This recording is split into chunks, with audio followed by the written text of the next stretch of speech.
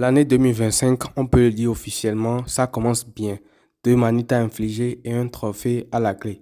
Bonjour les amis, j'espère que vous allez tous très bien. Très content de vous retrouver pour cette nouvelle vidéo avant match du premier match de la deuxième partie de saison du FC Barcelone en Liga. Le Barça se déplace au Coliseum Alfonso Pérez pour aller défier les assassins. Oui, vous les connaissez, Retafe, l'équipe de Bordalas et compagnie. Ça va être un match qui est très dur, ça va être un match tendu. Vous savez que les matchs là-bas sont souvent électriques en termes d'intensité, de tout ce qu'il y a autour. Et bref, dans cette vidéo, on va parler de tout ça. Déjà, on va faire un point sur le cas Araujo qui finalement va rester au Barça. On va revenir sur cette actualité-là parce que je n'ai pas eu le temps de la traiter en temps. On va parler de l'objectif de ce match-là pour le Barça. On va parler des clés du match. Et on va finir par le traditionnel 11 idéal comme vous le savez. Alors avant d'aller plus loin, n'hésitez pas à liker la vidéo et à vous abonner si ce n'est pas encore fait. C'est gratuit et ça me soutient tout simplement. On passe donc au premier point de cette vidéo là qui est tout simplement le cas Araujo. Finalement, on a appris de la part de la presse qui va rester le jour du match contre le Betis Séville. C'est sorti dans la presse le matin. Et pour moi, c'était quand même assez prévisible, surtout avec la blessure de Inigo Martinez. C'était prévisible que le Barça n'allait pas laisser partir son défenseur parce que techniquement, Christensen, il peut le remplacer. Actuellement, il n'est pas encore là. Son retour, tu ne sais pas ce que ça va donner parce que ça fait un bon moment maintenant. Garcia également, bon, c'est une bonne option, mais dans les grands matchs, ça va être un peu compliqué. Mais sinon, tu as également un Sergi Dominguez où c'est assez limite quand même. Tu sens qu'il n'a pas vraiment le niveau comme un Koubassi qui est assez jeune comme lui. Donc pour moi, c'était quand même assez évident que le Barça allait le retenir, surtout après cette blessure de Nigo, comme je l'ai dit. Et d'ailleurs, le Barça a refusé une offre de 50 millions de la Juventus pour Araujo, ce que je trouve logique. Le Barça en a demandé 70 d'après les informations de la presse. Et quand on voit les transferts qui sont faits en PL, les prix et tout, j'estime quand même qu'un joueur comme Araujo coûte largement plus que ça, 50 millions d'euros, 70 voire même plus. Ce serait un prix très juste pour lui. Donc c'était tout simplement prévisible en fait.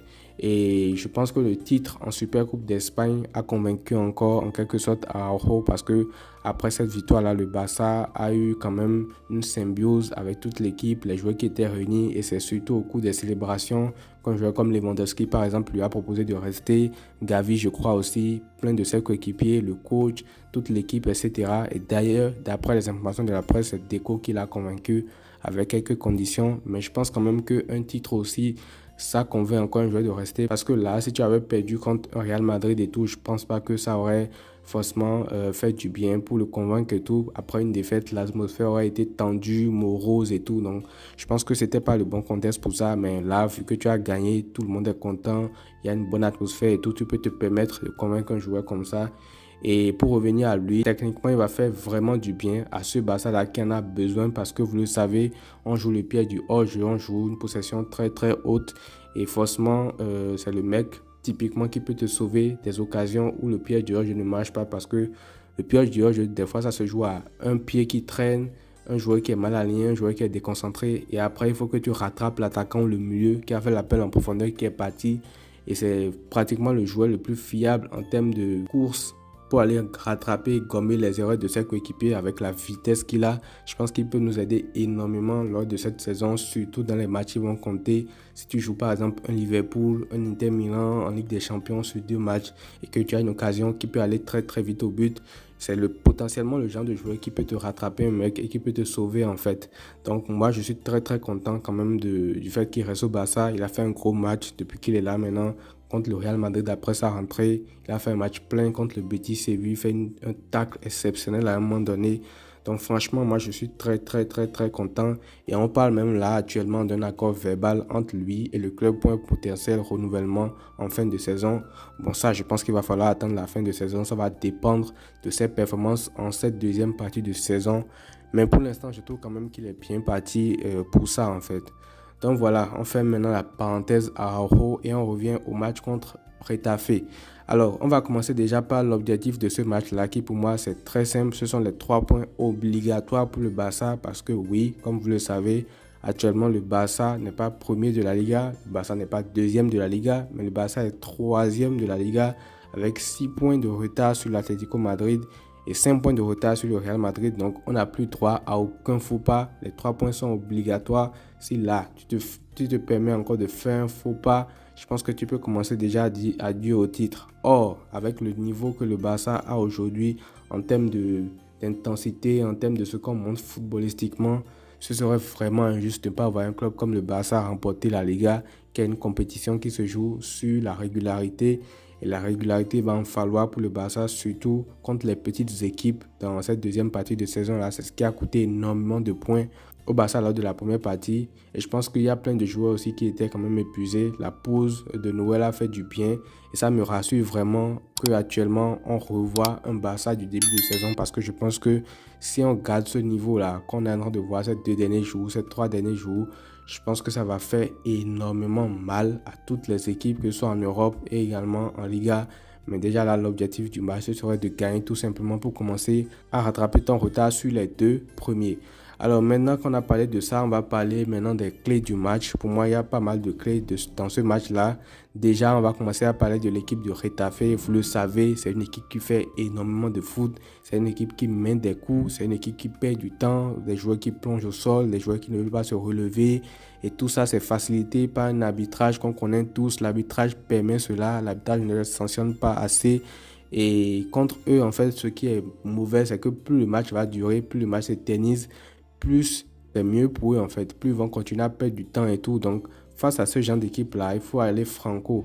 Et quand on prend même l'historique des dernières confrontations entre les deux équipes, on voit que les 2 derniers matchs que le Barça a joué chez eux là-bas au Coliseum Alfonso Pérez se sont terminés par un 0-0 et c'est logique vu la façon dont ils jouent.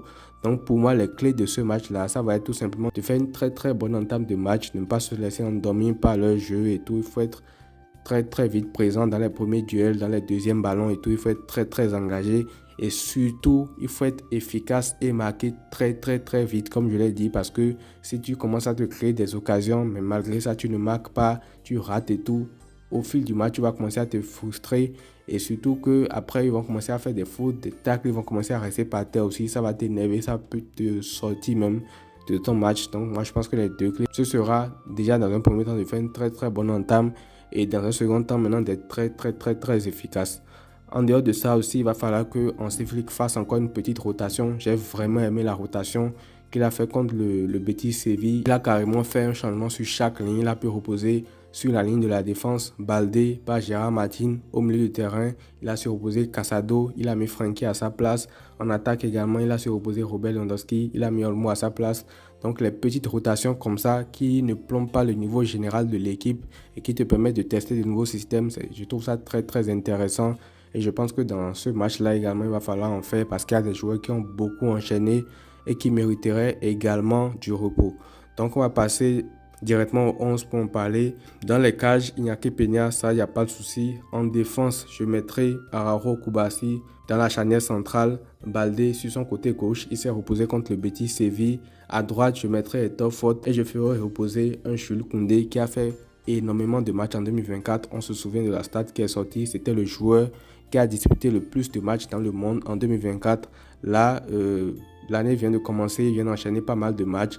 Le match de Coupe du Roi contre la D4, le match contre Bilbao, le match contre le Real Madrid, le match contre le Betis. Donc il a déjà joué quasiment tous les matchs. Cette nouvelle année également, lui je le ferai reposer et je mettrai un Héctor Fort à sa place. Il a besoin également d'être assez frais pour pouvoir enchaîner et pouvoir sortir de top performance comme il le fait tout simplement.